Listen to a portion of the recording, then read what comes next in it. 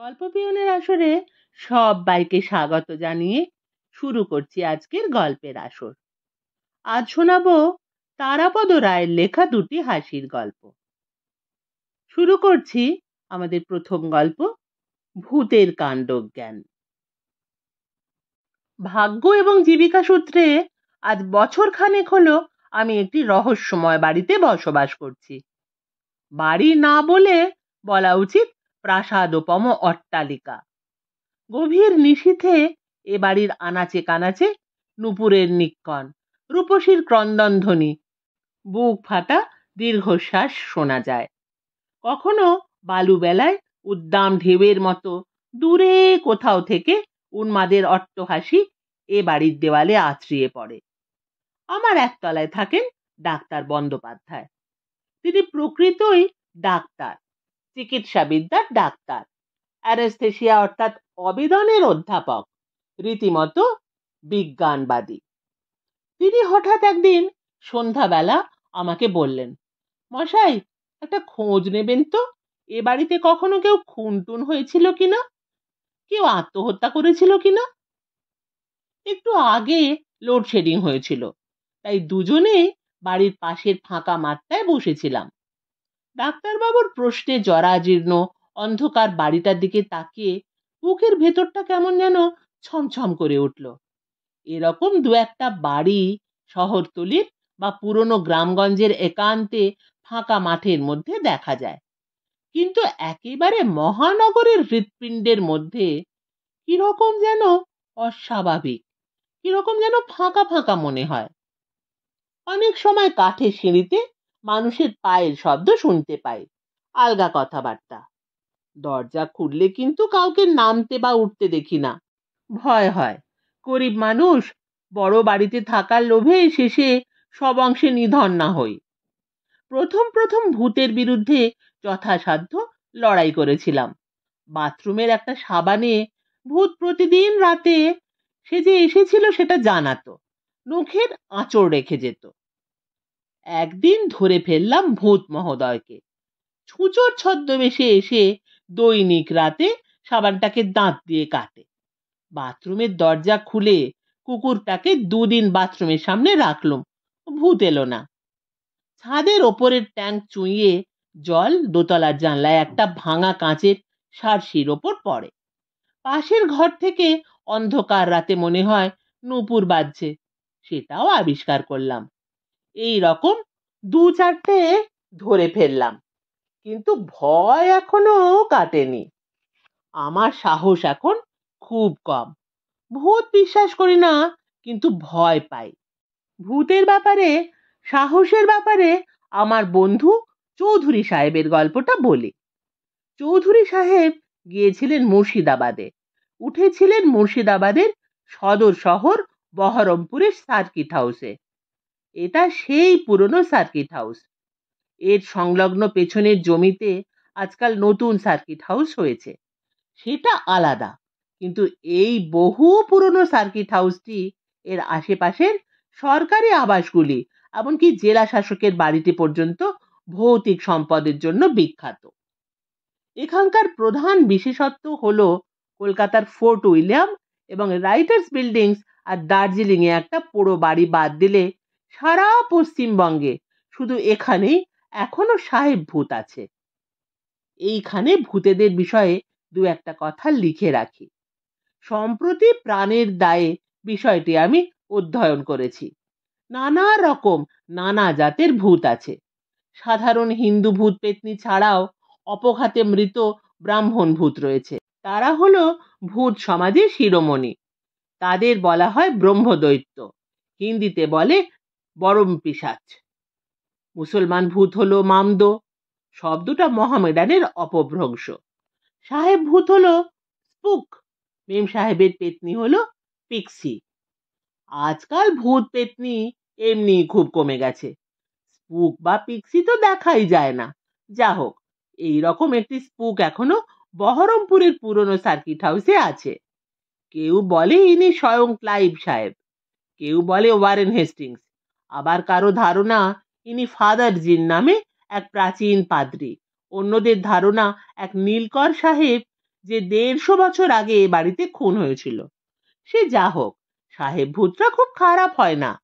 তারা coat pant পরে নিরিবিলিতে থাকতেই ভালোবাসে। তাদের দেখলে শুধু হ্যালো মিস্টার স্পুক বললেই তারা খুশি।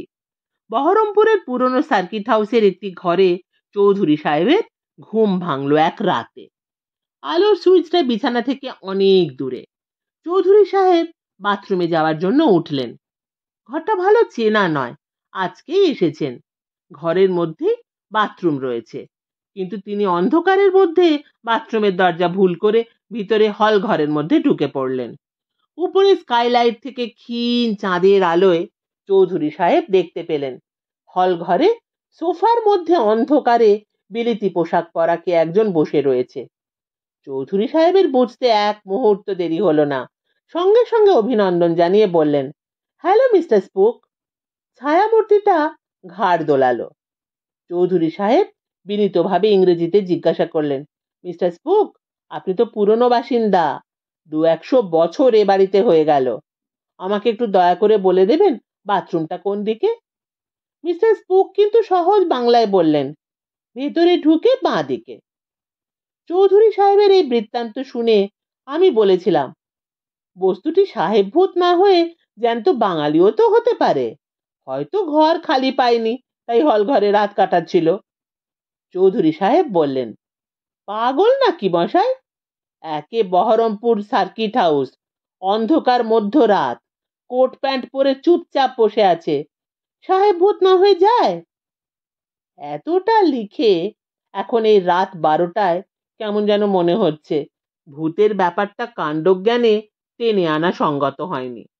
আমার ব্যক্তিগত এবং পারিবারিক নিরাপত্তার প্রশ্ন আছে। তাছাড়া বাঙালি পাঠক ভূতের বিষয়ে মজার কথা অনেকদিন ধরেই শুনছেন। ত্রৈলোক্যনাথ মুখোপাধ্যায় ভূত চিপে তেল বের করেছিলেন। পরশুরামের ভূষুণ্ডির মাঠে কিংবা মহেশের মহাযাত্রা অন্তত 10 বার করে পড়েনি এমন পাঠক আছে কি?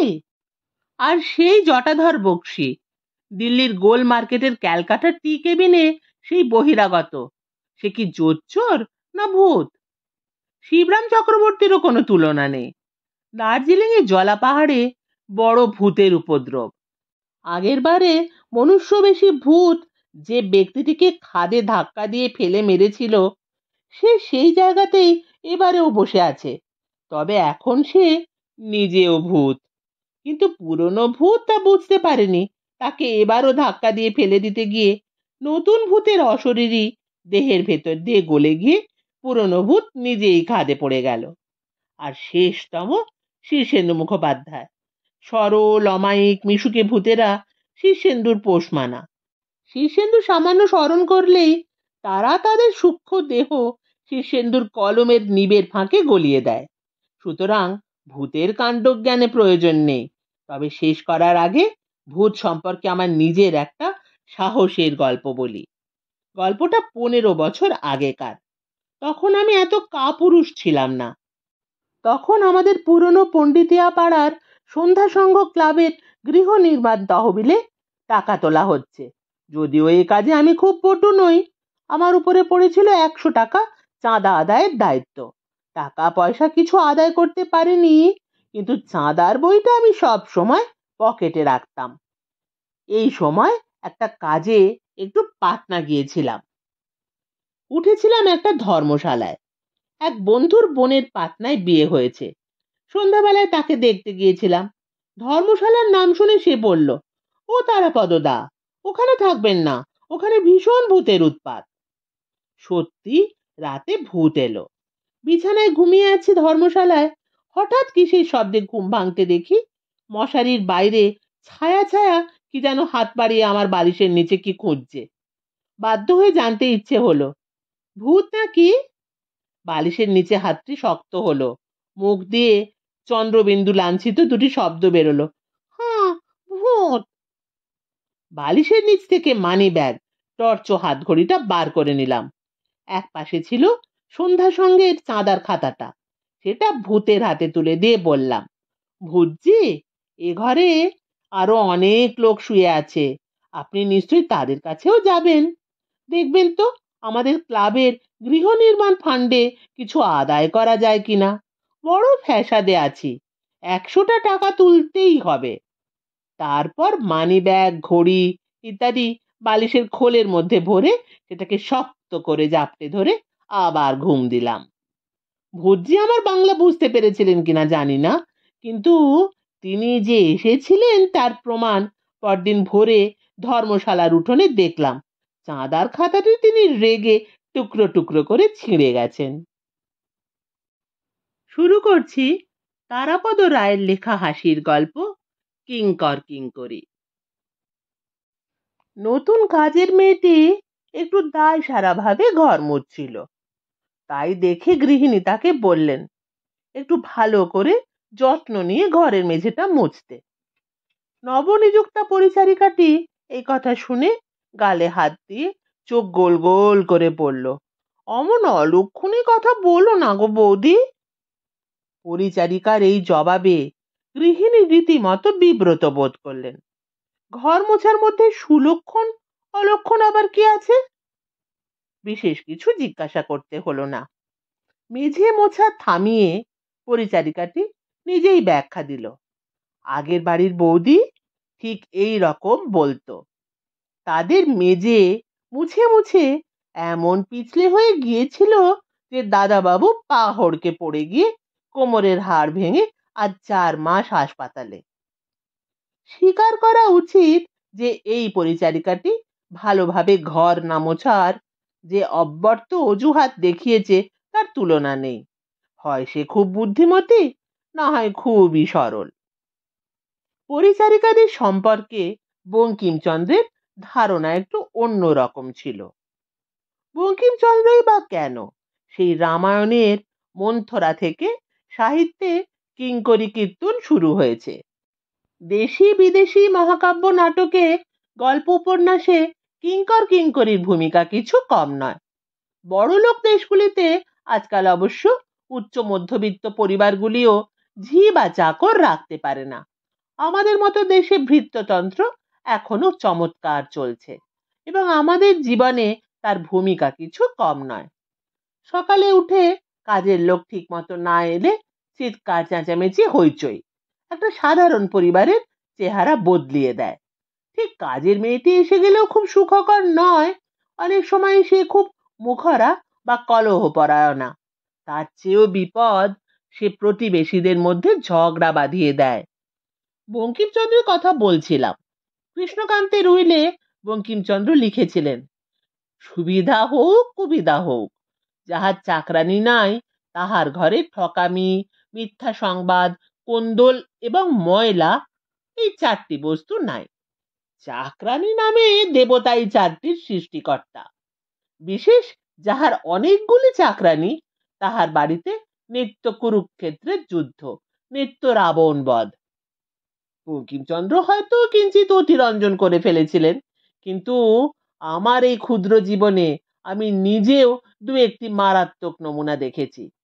একদিন সকালবেলায় দেখেছিলাম মনোহরপুকুর রোডে গৃহস্থ বাজার করে ফিরছেন।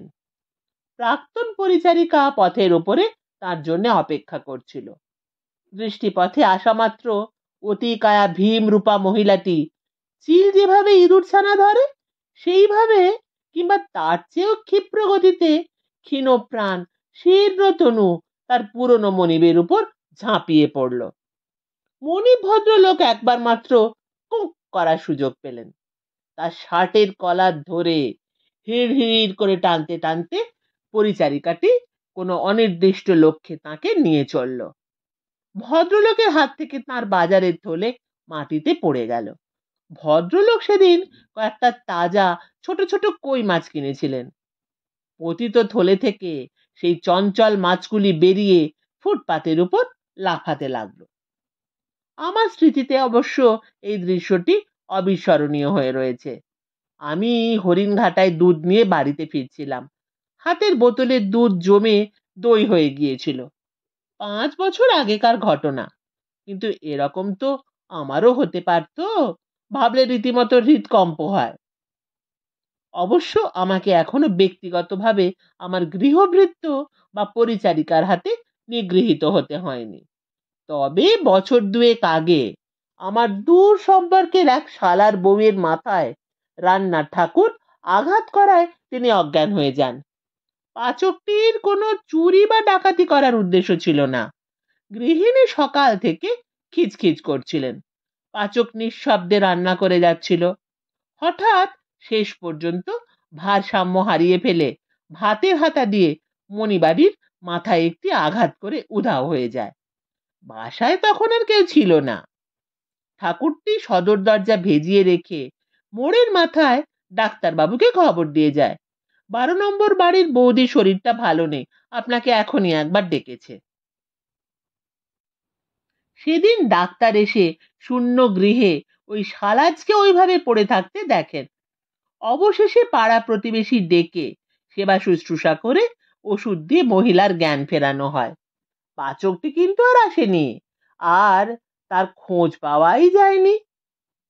আমার সেই মিষ্টভাষিনী, সদা হাস্যময়ী সুন্দরী শালাজ সাত সকালে পাচকটিকে কি এমন কটুবাক্যে জর্জরিত করেছিলেন যাতে সে প্রভু পত্নীকে এমন নির্দয়ভাবে আঘাত করে, সে তথ্য কিন্তু জানা যায়নি। কিন্তু আমার ব্যক্তিগত অভিজ্ঞতা আছে। চমৎকার সব মহিলারা কাজের লোকদের সঙ্গে অনেক সময় এমন আচরণ করেন যে তারা যে খুন জখম হন না সেটাই আশ্চর্য। তবে অনেক সময় গর্হিত কারণ থাকে। এক বনেদি বাড়ির চাকরটি সকালবেলা ঘর ঝাড়তে গিয়ে একটি অমূল্য ও সুপ্রাচীন কাঠ গ্লাসের ফুলদানি ভেঙে ফেলে। গৃহিণী খুব ক্ষুব্ধ ও দুঃখিত হয়ে বললেন, এত পুরনো জিনিসটা এতদিন পরে ভেঙে ফেললে? কবে আমার দাদা শ্বশুরের বাবা বিলেত থেকে নিয়ে এসেছিলেন জিনিসটা? ভৃত্যটা দাঁত বার করে বলল, তাই বলুন, পুরনো মাল, আমি ভয় পেলাম নতুন জিনিস ভাঙলাম বুঝি। অতঃপর ভদ্রমহিলা এক গ্লাস জল ভৃত্যটির গায়ে ছুঁড়ে দিয়েছিলেন। আমাদের বাড়িতে কিন্তু কখনো কোনো কাজের লোককে এরকম করি না। মাঝে মধ্যে ইচ্ছে হয় না যে তা নয়, যখন দেখি রান্নাঘর থেকে চায়ের পেয়ালা টেস্ট করতে করতে নিয়ে আসছে, কারণ আর কিছু নয়, একটা চিনি ছাড়া, 3টে চিনিওয়ালা, এবং কোনটা কি গুলিয়ে ফেলেছে। তখন মনে হয় 1991 সালে প্রকাশিতব্য অখণ্ড রবীন্দ্র রচনাবলী দিয়ে লোকটার মাথায় মারি। তা যে করি না তার কারণ এই নয় যে ওই ভারী বইটি এখনো প্রকাশিত হতে 8 বছর বাকি। হাতের কাছে ভারী বইয়ের অভাব নেই। ইচ্ছে করলে আঞ্চলিক ভাষার অভিধান কিংবা যে বইয়ের উপর আমার স্পষ্ট অধিকার রয়েছে, আমাকে ও মিনতিকে উৎসর্গীকৃত নির্লোহিত সমগ্র দিয়েও মারতে পারি। এই তো গত মাসের শেষ শনিবার বাসায় আমি আর আমাদের একমাত্র কাজের লোক গোবিন্দ। শেষ শনিবার বা চতুর্থ শনিবার আমার অফিস বন্ধ, ভাইয়ের অফিস খোলা, ছেলের কলেজ খোলা, দুজনেই বেরিয়েছে। স্ত্রীও কোথায় কেনাকাটা করতে বেরিয়েছেন। বাড়িতে লোক বলতে আমি আর গোবিন্দ। টেবিলের উপরে একটা 10 টাকার নোট পেপার ওয়েট দিয়ে চাপা দিয়ে বাথরুমে স্নান করতে গেছি।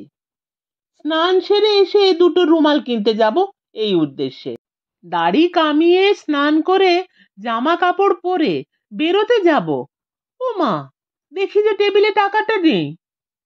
সঙ্গে সঙ্গে গোবিন্দকে ধরলাম। গোবিন্দ, এই টেবিলে পেপার ওয়েটের নিচে 10টা টাকা রেখেছিলাম, সেটা কি হলো? গোবিন্দ সরল ভাবে বলল, পেপারেট কি বাবু? আমি আরো রেগে গেলাম। কাঁচের কাগজ চাপাটা তুলে দেখিয়ে বললাম, এইটা, এর নিচে 10টা টাকা এই মাত্র ছিল। সেটা কি হলো? গোবিন্দ সরলতর ভাবে জানালো যে সে বিষয়ে ঘুণাক্ষরেও কিছু জানে না, কোনো 10 টাকার নোট সে দেখেনি। আমি বললাম, দেখো গোবিন্দ, বাড়িতে আমি আর তুমি ছাড়া কেউ নেই, বেশি চালাকি করবে না, টাকা দিয়ে দাও। গোবিন্দ বলল, ঠিক আছে, আপনার কথা বুঝেছি বাবু, বেশি কথা বাড়াবেন না, 50-50, 50-50 হয়ে যাক, আপনারও 5 টাকা যাক, আমারও 5 টাকা যাক। বলে গোবিন্দ অম্লান বদনে একটি 5 টাকার নোট আমাকে এগিয়ে দিল। তবুও গোবিন্দকে কিচ্ছু বলিনি। গোবিন্দ, গোবিন্দের মা বা গোবিন্দের বউ যখন যেই থাক কিঙ্কর কিঙ্করি, কাউকে কিচ্ছু বলি না। মনোহর পুকুরের ভদ্রলোক আর শালার বউয়ের পরিণতির কথা মনে করে আত্মসংবরণ করি। শুনছিলেন তারাপদ রায়ের লেখা হাসির গল্প ভূতের কাণ্ডজ্ঞান এবং কিঙ্কর কিঙ্করি। কেমন লাগলো কমেন্ট করে জানাবেন। ফিরে আসছি আবার কোনো নতুন গল্প নিয়ে।